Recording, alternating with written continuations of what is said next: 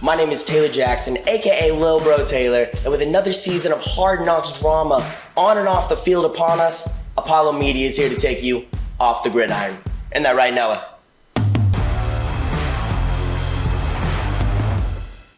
What's going on, guys? Welcome back to Off the Gridiron, your Apollo HOU Houston Texans / NFL / football and general podcast. My name is Noah Outlaw. I'm here as always. Garrett. And Psychopath Garrett. Because, just this week. Yeah, just getting ready. It's here. Yeah. It's draft fucking week. Yeah. And I am going crazy. Do you not feel this? Do you not feel what I feel right now? No, I do. You're not feeling this right now? It's just, now that it's week of, I'm just trying to relax and it's about to be here and we're about to know. The months and months of speculation are over. I'm ramping up. Coming up. I'm ramping up right now. Really? Just getting ready, yeah. Smoke. There's smoke everywhere. Smoke everywhere. A lot of smoke. What the fuck? Yeah. No, what the hell? Tons of smoke everywhere. No one knows what's going on. Smoky Mountains out here especially for the Houston Texans, right? There's a lot of teams in the league right now, especially the teams there in the top 5 or the top 10, that most people know what they're going to do. Most insiders, most reporters are kind of assume we can figure out what they're going to do. The Texans, and this is something that Ian Rappaport and Adam Schefter and everybody has said, even these big-time insiders have no idea what's going on. No, some are saying that this is one of the most perplexing drafts in a while. Just there's no one knows, no one has an idea of the direction this draft will go after one. Yeah, well, after one, and specifically the Texans, because the Texans, especially if Bryce Young goes at 1, like we all assume he will, the Texans have this power especially over the teams in the rest of the top 6 or 7, because depending on what the Texans do, if the Texans don't take a quarterback, then that Cardinals pick, they can get a small fortune for that because all the top quarterbacks are still available after Bryce Young. So a team like Tennessee can jump up. A team like Minnesota, which has been rumored to want to jump up. Minnesota's rumored to be calling about trade-ups. Tennessee has been in the mix. Yeah, of course. Indy could make a jump if they think like they like a guy at 3. They can jump. Yeah. Even it's been reported on as of today, Las Vegas not interested in getting a quarterback. Fucking could be smoke. Yeah, they could be trading up to get a quarterback. Yeah. Seattle could be no one knows what is going on. And the Texans, like you said, are controlling a ton of draft boards right now. We are controlling everything right now. Yeah. It's nice for once the Texans have the power. Yeah. Right? You would think that the first overall pick would have the power. It's the Panthers, well, though. They did. The Bears got a lot for it. The Bears, they would have had more power, more leverage than the Panthers in controlling everything. Panthers trade up to 1. What do the Panthers not have? They don't have a quarterback. They're obviously getting a quarterback. Everyone knows it. Bryce. They're getting Bryce. First it was for maybe Stroud, then it became Bryce. Yeah. I heard some people, some executives, some professionals are saying, I don't know who they're getting. They could just try to be baiting people to trade up to 1 for Bryce. I don't know. Maybe. But the Texans are the ones who are like, hey, it could be Will Levis. It could be C.J. Stroud. It could be Tyree Wilson. It could be Will Anderson. It could be anybody. Yeah. Anthony Richardson. The Texans they put out a huge smoke grenade. They threw it on a smoke grenade, and they're just sitting in it, and no one can see what they're doing. Yeah. Nobody. Which I like. I mean, I like that Casario and D'Amico are keeping it close to the vest. That's pretty cool. We can talk about this. There's been a lot of reports that the Texans may not be interested in any of these quarterbacks, right? Yeah. Using it at the 2 spot. Which then, so if the Texans don't grab a quarterback, you would assume they're grabbing Will Anderson, but according to Peter King, that might not be the case. Yeah, according to Peter King, Tyree Wilson is firing up draft boards, and maybe the Texans like him more than Will Anderson. I kind of think that's more smoke. So I think Will Anderson is a match made in heaven for this pick for us and the Texans taking him at 2. Yeah. Tyree Wilson is kind of. A lot of people are high on Tyree, but over Will, there's just something so off about what I'm hearing. Will Anderson makes sense. Tyree, that's weird. We're getting weird now. It's really weird. We're getting really weird.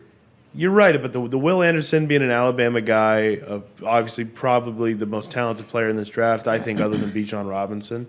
Yeah. But the thing about it is, you're right, with the D'Amico connection to Alabama and just the type of player he is and the type of human being he seems to be, it seems like the Texans would be all over him. I mean, it seems like D'Amico is already texting him like about like different houses, different links to different 100%. Properties in Houston. Right, Like yeah. you would think, like Yeah. it would be like Will Anderson to me. Yeah, exactly. Right? Which I think it is. Here's the thing, and also here that I think Will Anderson's at the top of our board there for edge rushers. But here's the thing. I'll say this about Tyree. Tyree's going to be really good. Excuse me, I'm also a little like sick right now. The fuck is wrong with you, Sorry, man? What's wrong with your voice? My voice keeps cracking. I've just been like sick last couple of days. Oh man, nasty. But Tyree Wilson, I think, is going to be a phenomenal player in the league. I do. I think Tyree is going to be really good. Sure. But Sure. And so at the end of the day, if they see something in Tyree and they grab him, I would be fine with it. But it's just hard. It would be a little upsetting to see them pass up on Will Anderson.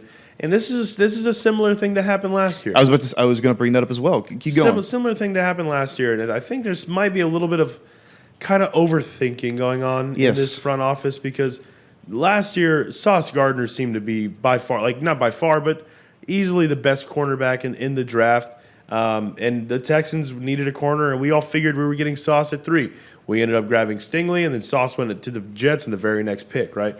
And we kind of see how that worked out. Like, I'm nothing against Stingley, but Sauce Gardner was all pro. Stingley has His rookie all year. the potential. He had great moments last year. Stingley's going to be good. Yeah. You know, so that is not a bad pick. It's not a in bad retrospect. pick, but you look at it right now and you say, "Oh man, that's Wasn't the best pick though. Sauce is a Pro Bowler. His rookie. I mean, he's just Also, a superstar. Also now. have to factor in that Texans ranked like bottom 3 in defense last year, and the Jets were top 5. Yeah, true. So they Exactly. Sauce had a lot of help around and him. it's gonna, with D'Amico coming in, I think Stingley is gonna make that jump. I'm not Absolutely. worried about it. And He's going to progress very well. And we ended up getting Stingley and Petrie in that draft, and that's a phenomenal duo to have. So I'm not worried about it, but I'm getting shades of that, thinking about maybe taking, if we don't go quarterback with 2, taking Tyree over Will Anderson would yeah. feel like Stingley over Sauce. It's kind of like if we stayed unplugged, if we went unplugged for the week and we didn't see this Tyree report, it would be kind of like a weird draft moment where we're full on. We put on the Will Anderson hats. We were all Will Andersoned out, ready to go for that call. Will Anderson Jr., defense or linebacker, Alabama, and then boom, Mr. Goodell goes up there and says Tyree Wilson, defensive end, Texas Tech, Yeah. and we kind of all look at each other like, Okay, that's fine. okay, Yeah. heck yeah, and he goes up there or something. If he's there, if he's not, he's on his on the phone with his family. Yeah. He's crying. He goes up there. He's holding up the jersey. We're gonna get hyped no matter what. Yeah, of course. But it's gonna be weird seeing him instead of Will Anderson. It would. It's gonna be would. odd. Also, I'm not gonna lie, it's gonna be kind of weird seeing any non-quarterback up there too. Yeah, 'Cause I mean, we just need a quarterback real bad. And also, it would be weird. Here's the thing. I get the fact that the Texans might not want a quarterback, but here is the thing. We currently don't have one. We do, obviously, but none of them are good. There are some on the roster. There are quarterbacks on the roster right now, right? But here's the deal. If we don't get a quarterback, that means we're going to be, after this draft, I guarantee you, we will be the only team in this division, in the AFC South, without a good starting quarterback or at least have like a rookie quarterback that has potential. We will be bottom of the barrel when it comes to the quarterback position in the AFC South because the might be Titans right. move up to 3. You might be right, I'm yeah. sold on it. They grab a AR. And I think the Colts. I think we Will all Levis. know that Indy is grabbing a quarterback, and if Yeah. they don't, then that would be hey, good job Indianapolis for fucking playing chess, not checkers, because everyone and their uncles and their aunts and Yeah. their whole entire immediate family has Yeah. you getting a quarterback. Yeah. So that would be a great smoke screen. It would be. Great smoke job. It would be. It would be great. And also, excuse me, a minute ago I said it would be AR than Levis. Actually, I think it would be Stroud to the Titans at 3, and then I think AR to the Colts. Actually, Levis to the Colts at 4, and then at 5, probably AR to the Seahawks. But but that's what's going to happen. So we're going to be the only team in the AFC South really without our starter. Like, even these rookies, it's like you hope they expect these guys to be their starters moving forward. So that's something we're going to have to deal with. And like people have, like Rappaport said before, he would be very, very surprised if we did not come out of the first round with some kind of quarterback, whoever it may be. And we talked about last week, Will Levis became the favorite to go number 2. Yeah. It's weird. It's weird because now all the reports are saying we're not sold on quarterbacks at 2. We love the defensive ends. We love those pass rushers. Oh, I love those pass rushers. So yummy, so delicious. But why is Will Levis favored to go at 2? Why apparently this never came out? And I just saw it in Bleacher Report. He had a really good workout with the Texans. Yeah. Apparently him and Caserio really like each other. Yeah. They see a lot of the same things in each other. Apparently, allegedly. I don't know if it's interesting. I don't know. Maybe the whole defensive end thing, the whole pass rusher thing is smoke, and we do grab Will Levis at 2, or maybe it's true, or I don't know. Maybe we trade down. We're fielding calls right now, trying to trade down. I don't know. It's just there's so much uncertainty, and now this new report saying, it kind of looks like we're not getting a quarterback. It looks solid. I don't know. If we're listening to Peter King, because obviously Peter King's been around a really long time. Peter King has a lot of connections, and he's in a lot of text conversations with people in this league. And he's the one who brought up this Tyree Wilson thing. He has in his newest mock draft, he has Tyree Wilson going to us at 2, and then at 12, interestingly enough, he has Hendon Hooker going to us at 12. Interestingly enough, he said that in the last week. This last week, that the Texans have really started paying a lot of attention to Hendon Hooker. And sorry, I don't mean to cut you off. Yeah, go ahead. It makes sense. Makes sense because Hendon had a great year up until he got a knee injury. Until he got injured. I know he's old, but holy shit, he's putting up eye-popping numbers. He was. And he has a great arm. I mean, he's a talented quarterback. He's a very talented quarterback. And also, one thing about Hendon Hooker is I was reading something the other day. He's the only player in the history of college football to get invited to the Senior Bowl while being injured. And the reason is they were like, he's injured, he can't play, but they wanted him around. They knew that he was kind of him. They know he's him, and just having him in the rooms and in the meetings and stuff like that was why they wanted him there. Yeah, and so that's it'd be a unfair great to him. sign. Yeah, it'd be unfair to him. Yeah, to miss out on. Justin Herbert had he was getting buzzed. He was at the Senior Bowl. Yeah.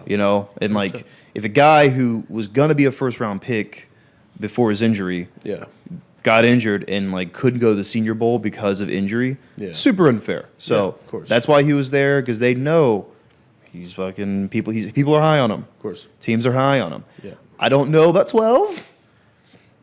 I don't know.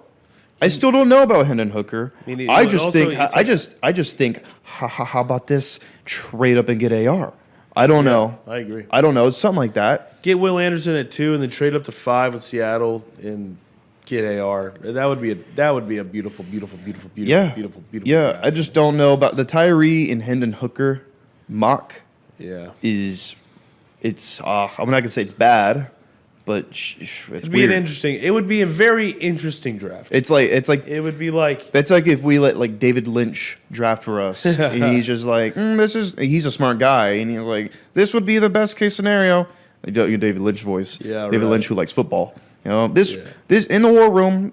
I like the guy Tyree Wilson guns up. Let's see how many people watching have any idea who David Lynch is. I don't know. I'm fucking. You know what? You could clip it and we'll ask. Hey, do you know who football David Lynch is? I'm football David Lynch. No, I know what you mean though. But it's more. It's just like I think a way to put it, kind of similar to your David Lynch thing, is it sounds like Caserio is trying to be a little quirky. A little quirky. He's being a little quirky. Sounds like he's putting himself on a different planet right now, is. And he's looking at everything. He's like Dr. Manhattan on fucking Mars watching Earth or something. I don't know. He's trying to see everything else from a different angle. I don't know. All right. I love your references today. Shit no one knows. I don't know. I'm turning into a crazy person because Nick Caserio, God, he's had, God bless him. He's gonna. I really have faith he's gonna nail this draft for us. Him and Miko are in the draft war room. Of course. A lot of weirdness going on. There is a lot of weirdness. Especially if we like Tyree and we like Hendon Hooker. Like, Yeah. what? Yeah. Well, Will Anderson and AR. Yeah. I don't know. Well, Will Anderson, Will Levis. I don't know. Hendon Hooker? Yeah. I'm not opposed to it. But I'm not hey, either, but also I feel like Hendon could be available at 33. Yeah. I don't know. But things he might would be. rather- He might not be. I though. know, but here's the thing. I think I would rather take the risk, grab Will Anderson at 2, Jackson Smith and Najigba at 3, and then at 33, hope to God Hendon Hooker's available and pick him up at 33. That right there is a great draft, in my opinion.